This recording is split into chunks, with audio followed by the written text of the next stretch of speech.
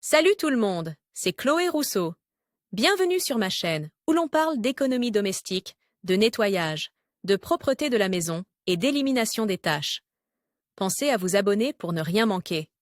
Maintenant, allons droit au but avec le sujet de la vidéo d'aujourd'hui. D'abord, il faut tenir compte du type de tissu du vêtement que l'on va repasser, de la même manière qu'en lavant le lingeon. On doit respecter certaines règles pour chaque type de vêtement. En repassant, on doit aussi tenir compte du fait que chaque tissu a besoin d'une température de repassage différente et que si on ne la respecte pas, on risque de brûler le vêtement. C'est pourquoi la plupart des fers à repasser disponibles sur le marché indiquent les températures appropriées pour chaque tissu sur le cadran de température lui-même. En cas de doute, il est conseillé de consulter le manuel d'instruction. Une fois que vous avez choisi la température appropriée pour chaque tissu, la technique de repassage varie en fonction du type de vêtement. Chemise. Commencez le repassage par les poignets, continuez par les manches et le col, puis repassez le dos et terminez par le devant de la chemise. Il est important de bien étirer le vêtement avant de le repasser. Pantalon et jupe.